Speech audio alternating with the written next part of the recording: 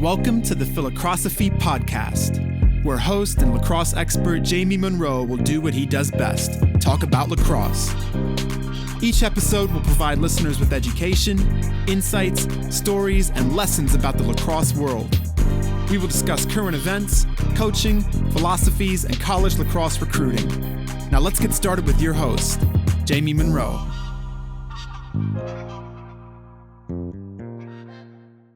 How's it going, everybody? Welcome to the first ever Inside the Eight podcast with Colleen Magarity. I'm Jamie Monroe, really excited to bring this podcast to you guys to talk about women's lacrosse. How's it going, Colleen? It's great. I'm happy to be here. Happy to get this started. We've been talking about this for about a year. So, just happy to be here.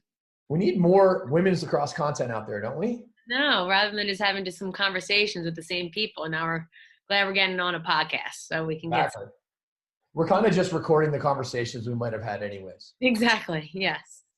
So generally, our plan here for those of you that are listening is that we're going to talk about the top 20, a bunch of top 20 games that we watched and kind of like how these teams play, what they did, the players, and just try to give a little bit of analysis on that for those of you that are players or coaches that might be really interested. And then we're going to talk a little bit about recruiting. And then we're going to try to have a guest each day. And today we have Janna Drummond, the associate head coach at UMass, who are coming off a huge win over Boston College. Yes. But to kick this off, Colleen, just give us a quick bio on you for those people that don't know your experience in the game and how you got to where you are. Yeah, so I'm from Philadelphia and played 3 sports and throughout high school, and then went on to go play lacrosse at Northwestern University, where I was fortunate enough to win 3 national championships under Kelly and Monty Hiller, where she's still the head coach there. From there, went on to start the D1 program at Colorado with Ann Elliott, who was my assistant coach at Northwestern, and Hannah Nielsen, who is now the head coach at Michigan. I was out there for 3 years before I moved back home, and I started Triple H, a club team based out of Philadelphia. And I also became the associate athletic director at Penn Charter, where I'm also the head lacrosse coach there. Played a little bit of professional in between, just retired last year. Now I'm just coaching and mentoring these young girls to play at the highest level. Awesome. And my background has been mostly in men's lacrosse. Grew up in Providence, went to Brown, coached at Yale for 8 years as an assistant, Denver for 11 years as the head coach, and founded a company called 3D Lacrosse. But I am a girl dad, and so I've gotten really into coaching my girls. I have a daughter at ASU and a daughter in high school who plays for Colleen at Triple H. Mm-hmm. I am really having a great time coaching and studying and learning and sharing women's lacrosse, and that's really why we're here. So let's get into it. You saw some games this weekend. You usually choose your games based on friends. So tell us about why you chose and a little bit about the Florida-Colorado game. Yeah, I love lacrosse, and this is a unique year for me because of my club team. It's the first group of girls that are now playing in college, so it's pretty exciting to watch them grow and, play at this highest level. So this weekend, I definitely watched the Colorado game where they played Florida, where I had 5 Triple H girls actually playing in those games, which was cool just to see. And it's always just been such a close game. They've seemed to have matched up against each other in the NCAAs. And so it's just kind of became a rival of some sort, even though they're not really league rivals. Great game. Colorado came out to a fast start. Really pushing in transition. Their zone looked great throughout the whole game, really causing Florida to kind of go on they didn't really get any rhythm going on offense. They couldn't really score in the beginning. Colorado went up 5-2, and Florida came roaring back right off a transition goal, just winning the draw, coming down hard and bringing it into halftime. I believe they were tied. I don't know the exact score, but it was a tie game up until the last minute. Florida scores on a deflected 8-meter. Ooh. Never good to be on the other side of that. But deflected 8-meter. Colorado gets the ball, chance to go down and tie it up, but they turn it over at the end. But overall, it was a great game. So you were saying that Colorado played zone How would you sort of describe that zone and why was it effective? The zone, they've been in this zone. I think this is like their second year in a row kind of going through this zone. They do a great job of it as a unit with McCall Miller is now on one of their – she plays down low and on the wing sometimes. She kind of gets shifted from back and forth. So they have the two on the wings, two up top, shifting those girls off. And I'd say it's their communication and just the way that they sync together as this zone. Not necessarily a backer zone. You're shifting off those people in the middle and picking off passes and really getting a lot of knockdowns. So it's really tough to play against when you're not used to playing against that type of zone, honestly. Yeah. So it's two base defenders, two on the elbows that are kind of in charge of the backside elbow has to get in and pick up the cutters usually. And then the three out top are helping. So their help comes from adjacents though, right? Help comes from adjacents. A lot of the communication comes from those elbows and the two base defenders. They have to see everything. So, those middies typically take up the top three spots, and then it's the low defenders that are really taking over the core communication and picking off those passes. But like we kind of mentioned more earlier when we were chatting, but we mentioned that the zone can't get set up if you drive down them pretty fast. So Florida went on a run from the draw, not allowing for that zone to be set up properly. That's where you kind of get down in those you let a team go on a run like Florida did. Right. The early offense and transition is deadly in women's lacrosse. Mm-hmm.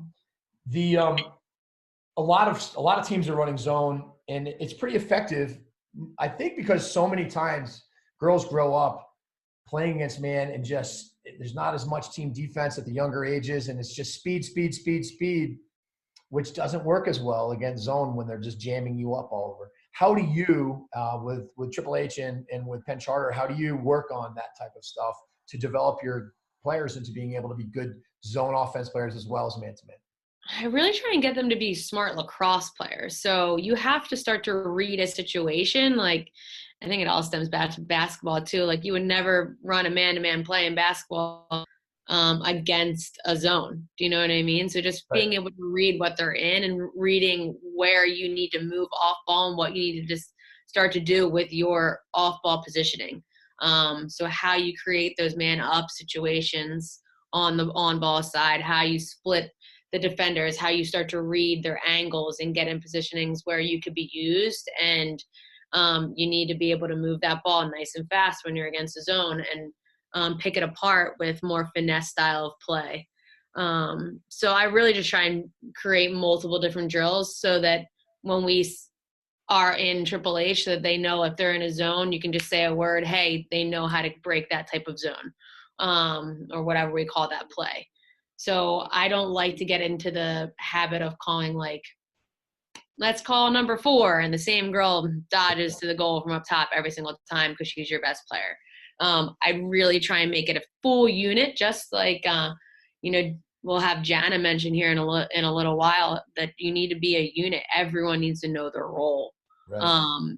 And how you effectively beat a defense with being smart. Yeah. In the man up type of situations is what we were chatting about earlier too. That's so important. Being able to play 3-on-2s, 4-on-3s, 5-on-4s, and learning how to being able to do them in all different spots. You know what I mean? So like that's huge, of attacking a 3v2 from the wing, attacking a 3v2 from behind, So a lot of times people just play right from up top, where it very often isn't. It's not just right from up top. It's like, And the carries and throwbacks and the drags and sort of sitting there, the players that are best at it can find that little sweet spot right in the seam of the zone so that two players are trying to figure out who should be guarding the ball. And that can really open things up as well. Yeah, and it's cool to just watch players evolve to become like aggressive but calm. Do you know what I mean? So it's like a really fine line where really good players have that, yes, you're aggressive and you're going hard, but you have that calm where you have that typical really, really athletic, fast kid that just doesn't have that sense of calm. They kind of just like Right. run it down and make a rushed pass. And then I'm like, hey, that's a great look, but just the pass isn't even catchable for that your teammate, you know what I mean? Or like they're not even cutting on the right angle. So just learning little things like angles and being okay with like maybe just stopping and going and changing your speed to make the correct play. Slowing down. So you also watched the Michigan-Jacksonville game. Jacksonville has really built a great program, and they compete as a mid-major school. They're competing with big-time schools. This was a close game. Again, a friend game. Yeah. Tell us about that one. Hey, I obviously go blue. Hannah's my best friend, so became a Michigan fan. That game was just a game of cards. Talk about not the best officiating. 17 yellow cards in a game is not the best, and it's not the easiest to watch. It's really hard to adapt your coaching and the players' style when you're used to practicing a certain way. Both teams, so you're used to playing at this high level, and then all of a sudden the refs are just going to call every single little thing. That's really a true test of, keeping your composure. So I don't know. The 17 yellow cards, though, that wasn't really it's really hard to keep your composure in that type of setting. One of the things that Hannah does a lot on offense, and Adam Sear, her assistant, is this concept of clearing space with not a clear through and not a pick, but a fade. Can you talk a little bit about that? Because they run that a lot in their offense, and it's really interesting. They do, and I loved learning from that drill last year on your podcast here, and I've implemented a lot into my high school teams and my Triple H practices, where this concept of bringing your defender away from the ball so the slide is extended, but also having your hips facing and your eyes facing the ball, so that you can see the perfect time to slip in and make a play, and you're not just turning your back. So a lot of the times people cut through, they don't have their head on a swivel. This concept, you're dragging your defender equally as far, but you have the capability to make the next play, to cut right off the shoulder, and having the sense of knowing how far to fade. You can't fade above the 12. You can't fade inside the 8. You need to kind of be right on that line of right around the 8 meter, so that you're ready to make that impact cut if you do it at the right time. Yeah. The idea of clearing through is great, but when you're clearing through, it's easy to slide off you, and you're oftentimes clearing right into coverage. But when you fade back along what I like to call a dangerous perimeter, which would be the 8, you put your defender in a really tough spot, because if they slide, you're wide open, and now you're probably going to get a shooting space. If they turn their head, you can still cut late, like you said. And it's a really interesting concept that doesn't allow the defense to do what they want to do, which is oftentimes slide off that clear through. Yes, and also what's great too is, when you have the first person fading, often if they're not used, that person right off their back is going to get a shooting space call like almost automatically if they're used. Right. So you kind of just can keep building off that fading concept.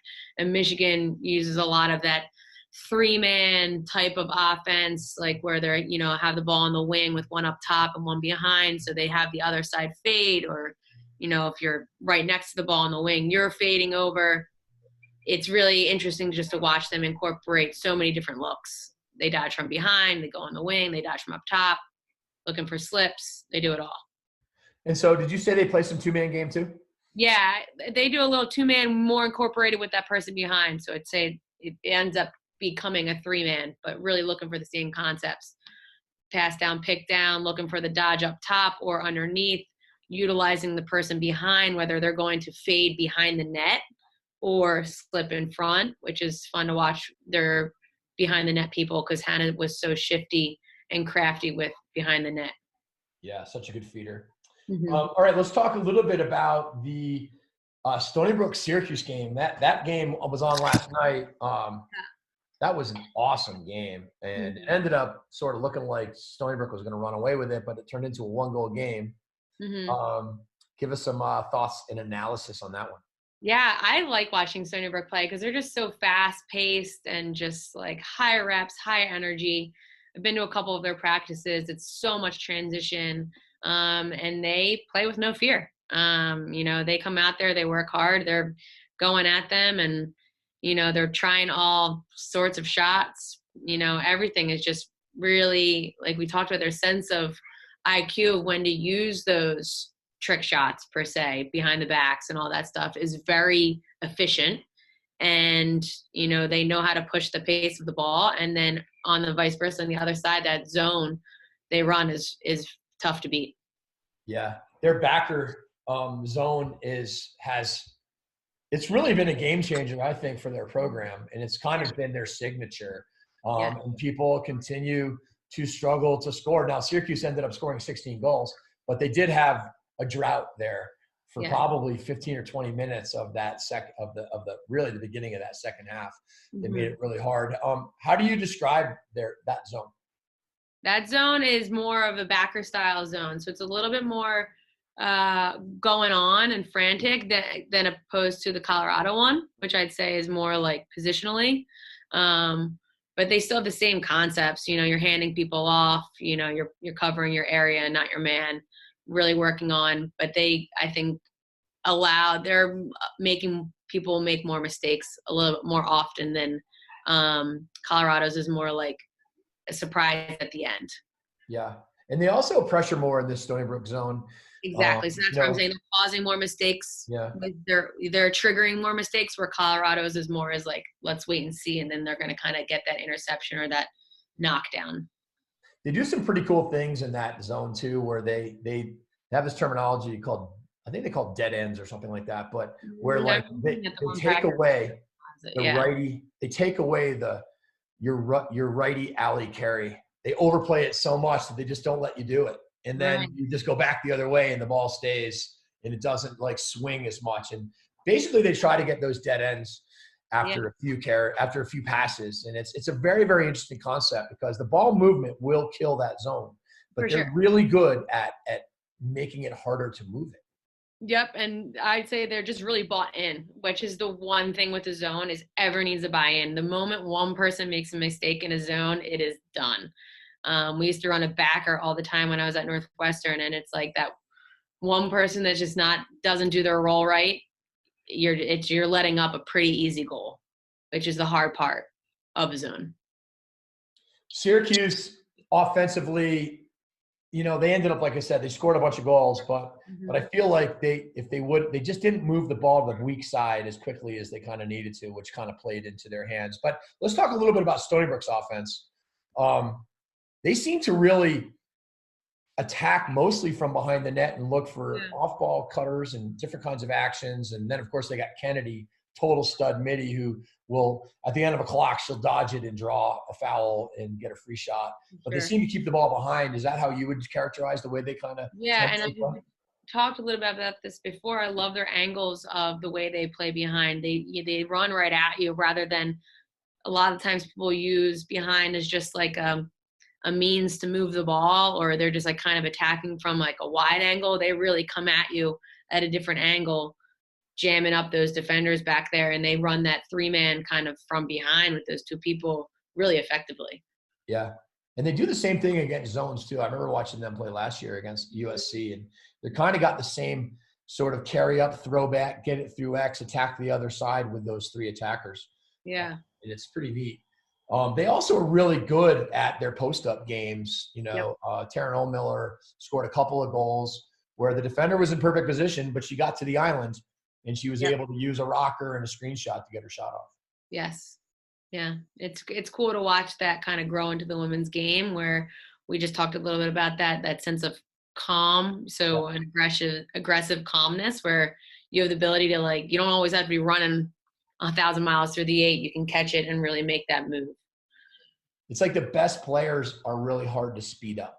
Mm-hmm. That's what makes them so good, is you can't speed them up. They're under control. They slow down when they want to. And it's like, then you need to learn how to, you read the defense that's on you. Read which way they're slightly forcing you. If you need to use a little slight rocker or use your weight or what your body to help get the best shot off, which guys do very well. And girls are starting to grow that into our game. No doubt. Let's talk about the Northwestern Duke game, a shootout. Yeah. It was like 8-0 Northwestern out of the gate, it was 14-8 at the half. It was 24-14 at one point. It ended up a 24-20 game. I mean, and the game took like 2 hours and 45 minutes. I know, right? So I'm so excited to see the amount of goals that Northwestern scoring. They look explosive. They look athletic. They look like their old selves coming back here. As a defender, I hate to see 20 goals scored up on you. So I'm always like, what the heck? Where's the defense? But, I mean, it just shows that both teams were probably, going at it, going hard. And it seems like Northwestern needs to learn how to finish out a game, keep that lead and finish it out. Not allow a team to jump back that high.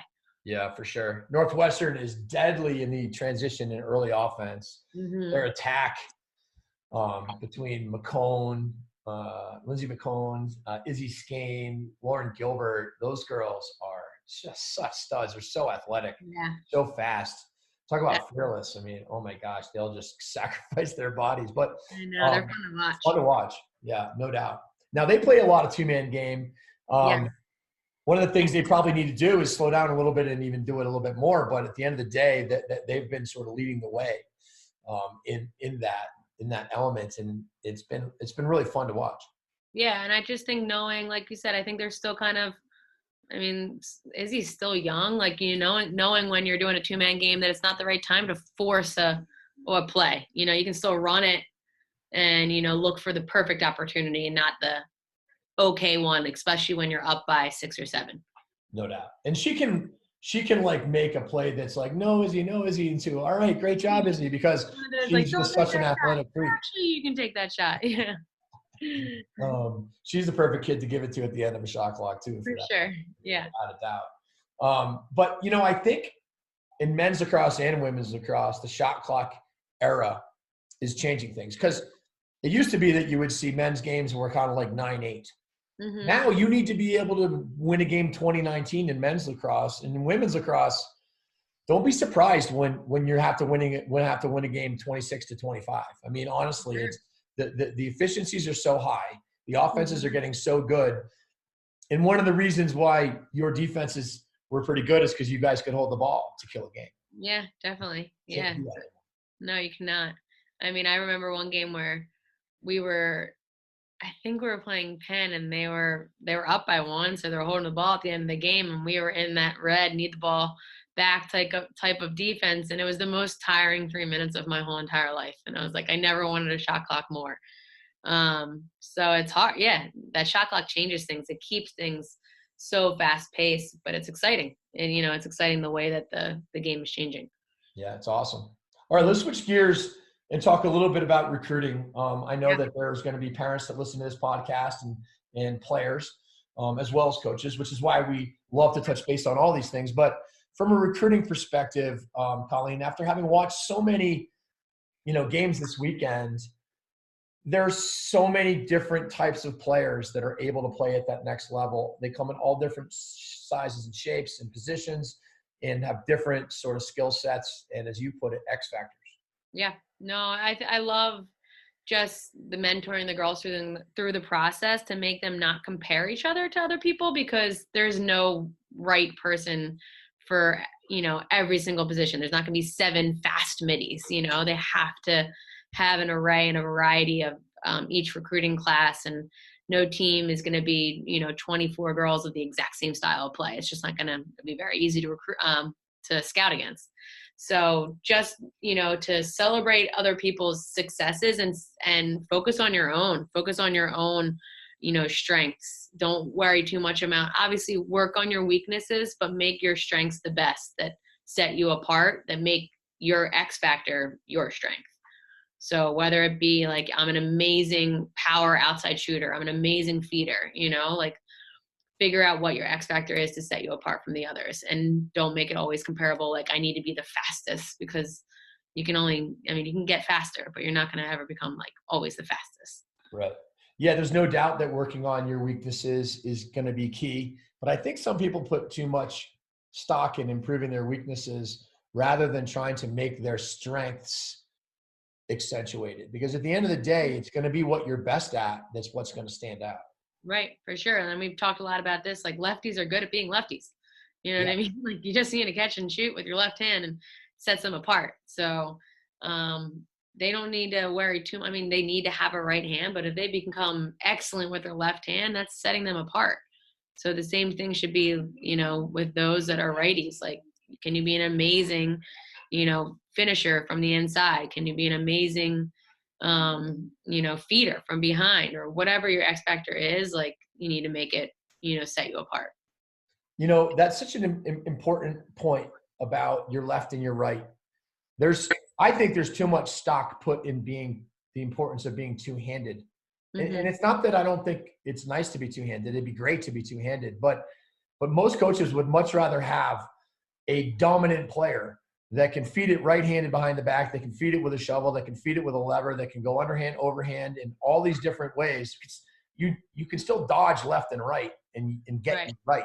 And that's what you were saying about that lefty. Lefties are experts at getting their lefts, right? Because they're not asked to be as two-handed. And I think it's an IQ advantage to just know how to get your strength. Right, I know. And I actually was just coaching the other night with my high school team, and I have a couple of really good lefties. And, you know, they set up all of their dodges with their left hand, and they got the opportunity off just knowing the only time it becomes effective to become two-handed at the last minute, if they need to switch to their right hand real quick to finish, awesome. Do you know what I mean? If the slide came to them. So, but the whole setup came all from their left hand, where that's totally fine. Where righties, you sometimes treat them differently. You're like, you need to go both hands. Like, you need to use both.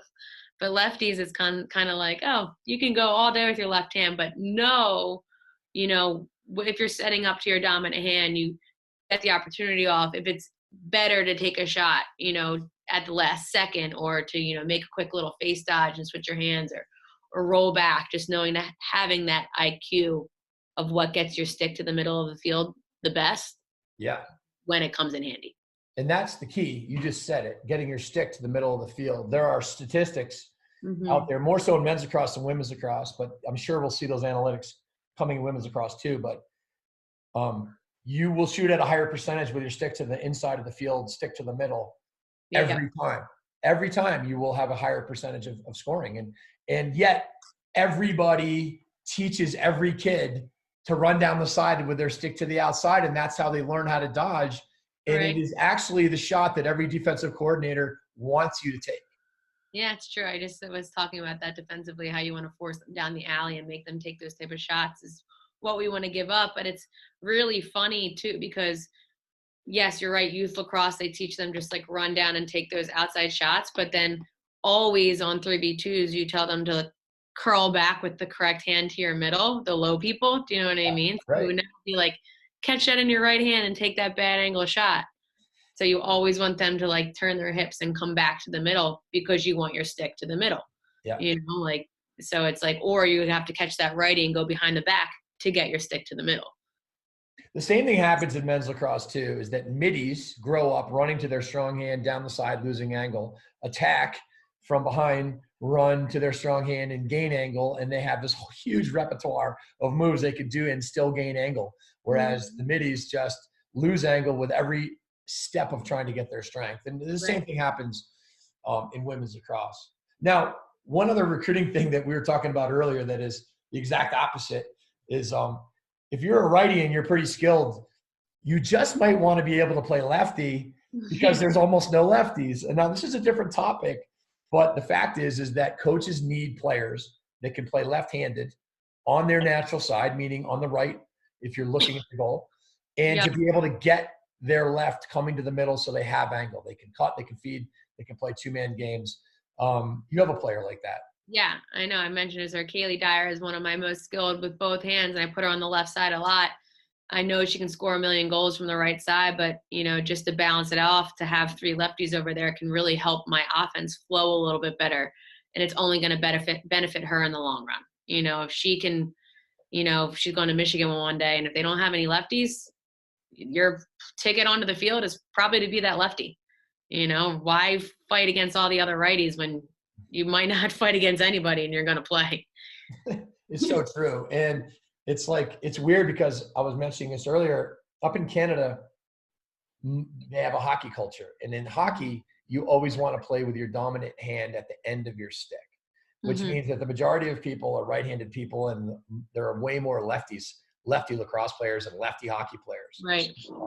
It's on my son's youth teams playing box. He literally had more lefties than righties every year.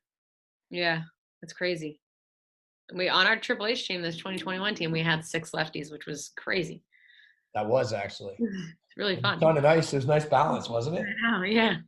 I know I got 2 lefties on my high school team this year, so I'm fired up. It's exciting. I'm really excited to welcome Janna Drummond to the Inside the 8 podcast. Jana is the associate head coach at UMass, and they're coming off a huge win over Boston College. Jana, welcome to the show. Really fired up to have you on. Thank you so much. I'm really excited to be here. I appreciate you guys taking the time and asking me to join this podcast with you. So excited to just talk lacrosse and talk about UMass. Yeah, so I'll start it off. So let's talk about the big win. What did you guys do to prepare, and what did you think the X factor was, preparing for the game, maybe during the game, and what are you guys building off of this big win? Sure, totally. And I feel like that's a question we're getting a little bit of frequently about what was the focus. And I think the biggest thing we focused on was ourselves, making sure we were building our confidence, putting in the work, and not putting so much fear or anything around BC. It was just, okay, what can we do as a team?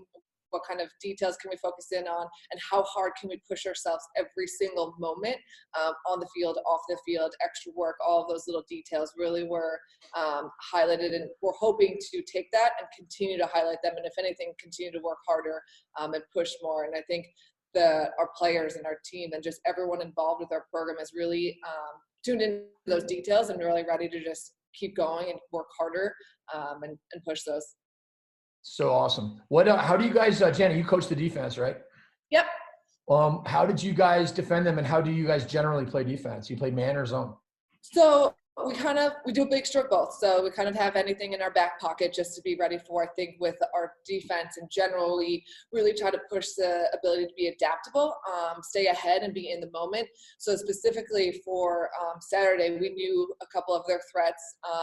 Charlotte North is a force. She's definitely one of their stronger players. So we knew that we were going to have to make sure we were putting a little bit more pressure, sending some earlier slides to her. So we played them in a man and really just kind of made sure we had that focus. We knew when she had the ball, everyone was on the same page, making sure those earlier slides were going to her. I'm sure everyone saw how much that trending video went out about her shot. So we knew she could handle the ball well, and she's just a force. Awesome. I have a question kind of about their mindset, and then more X's and O's as well. Like, sure. How are your girls' mindset going into the game? Like, that's the biggest thing, I think, when you play these teams that have had like such success in the past, like to get them to believe that they're going to win. So did you guys do any stuff like that? I know that Northwestern used to do a bunch, and Ann is part of that whole process as well. Yeah, definitely. We're really big on just like being present in the moment. And that's helped us with just like how we prepare. So in practice, we weren't thinking too far ahead. We weren't looking at Saturday. We were just looking at that moment right then, taking a breath, being really focused on the details at hand, and then building that confidence from there. So we used that. We knew the work that we were putting in. We could use that as to continue to build that confidence and maintain that throughout the game. So in those sometimes timeouts and things started to get a little bit hyped up, or just different focus levels, just with the back and forth, we really made sure we brought it back to the present moment and remembered what we were doing as a team and really stayed focused on that. And that just kind of instilled some of that confidence. And for us too, is like, it's just so important to believe. We kind of really wanted to push out any fear and just maintain the focus of, we're going to do this. We're going to stay focused on what we're doing right now. How hard can you push yourself to be the best that you can be in this moment? Awesome. And then, sorry, Jamie, I know you probably have questions too, but one more for me. On the draw, what specifically do you guys do to like prepare going into the game, going into the draw? The BC has just done such a great job in the past of doing some draw. Obviously they lost some big guns on that circle though. Yeah, I think we just tried to prep ours, and again, keep focused on ourselves. I definitely think we want to continue to push ourselves on the draw. I know last year we were doing well, but I think this year is a whole new year. We got to really push and include more of the circle, include our draw, and keep preparation from there. I think Charlotte North did a good job on the draw against us. So I think for us, we really want to make sure we're continuing to push that and really get after that draw and focus in on placement, the details of the draw, and really getting on the same page with our middies and our drawers. Cool. Offensively, how would you characterize the way you guys like to play offense, and especially since you're kind of focusing more on yourself than your opponents? What do you guys like to do, and how do you kind of make it happen? I think we really want to stay united. That's the biggest thing for us, not really rely on a certain player to do a certain thing every single time, really being dynamic and united in our offense in general, so we can kind of rely on anyone to just do the role, do your job, tying in that Bill Belichick attitude and that philosophy of making sure that each person is so critical in their role that they do, and incorporating all of that and keeping that focus on doing what you need to do in that motion and in those offensive sets. So that's really, I would say, how we keep that on them and keep that in their mindset. Okay, do what you need to do. Don't get too much stuck with ball watching or doing anything like that. It's do what you need to do, cycle through it, and really go hard in all areas, whether you're on ball or off ball, or with ball or without ball. Would you guys say that you do a lot of dodge and dump, or two-man game, or feeding cutters, or kind of all of the above? Or how do you guys sort of play? I would say all of the above. Tying in the two-man game is huge. I think we've seen a lot of success in that, just with ourselves and how well we recognize how important it is we're working together. So we're definitely using all of that, but at the same time having that dynamic sense where if we need a 1v1 drive, if we need to draw and dump, we have all of that prepared for, and we're just looking to continue to grow. So with any kind of defense thrown at us, we want to make sure we're really prepping ourselves. Awesome. Another mentality question. How was your guys' preseason in general? Did you guys have a lot of tough runs, hard days? What were some days that you remember specifically that like kind of helped you guys, physically as a team? Yeah, I think really pushing them in any kind of situation. So if they were struggling at certain drills, it wasn't like we were just moving on. We were making sure we were talking about it. We were understanding what was going on, what was our mindset, how we can make sure we're doing better the next time, throwing it at them later on at a different time too, so they recognize, okay, here it is, how are we going to approach this? So really tying that all in and not just moving on and putting in the past, coming back to it, recognizing it, showing what kind of mentality we can have and how we can overcome that. Just really being relentless and honestly ruthless with some of those things, and like pushing that ability to be dynamic and maintain that positive mindset. Awesome. James, any more questions right now?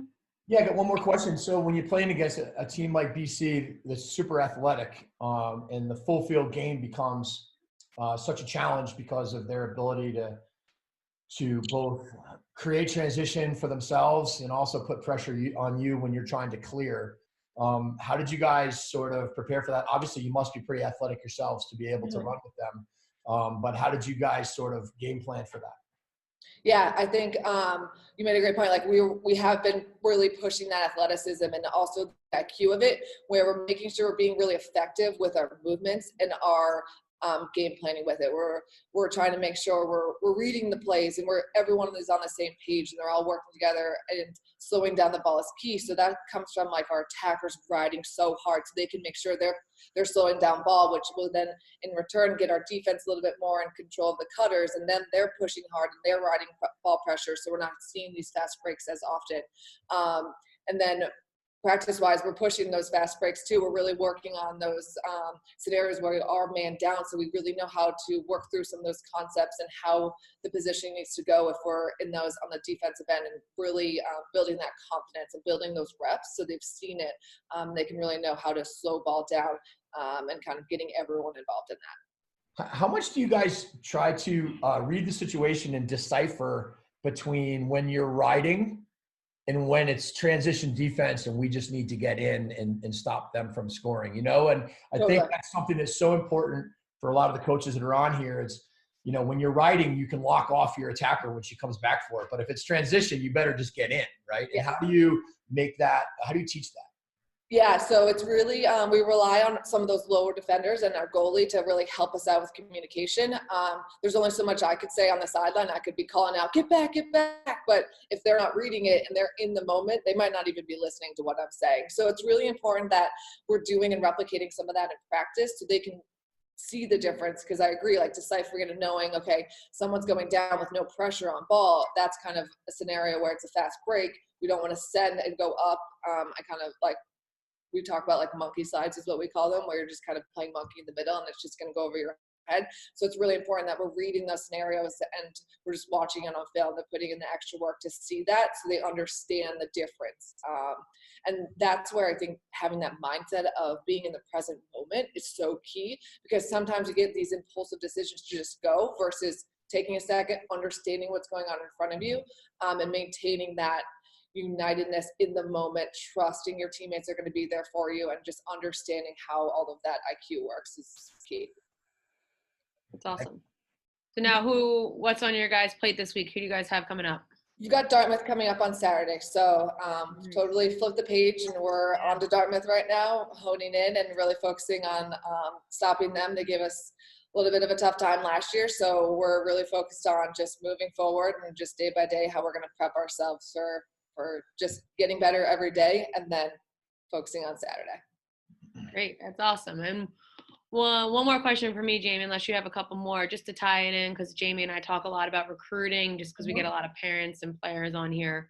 Totally. When you're out on the recruiting field, what are the type of players and skill sets that you look for as a coach to bring to UMass?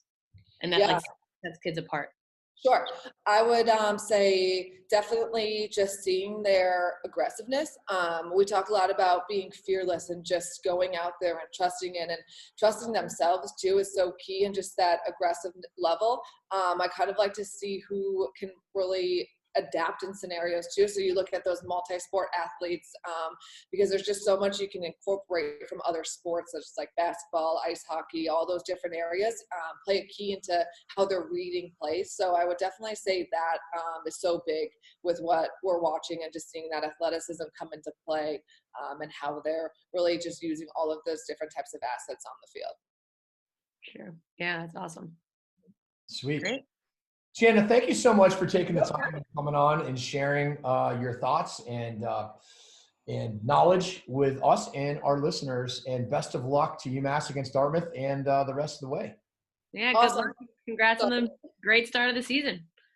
Thank you so much. I appreciate both of you, and I love this. It was first podcast, so I enjoyed having this and having all this lacrosse talk. I love it, and I can't wait to do more.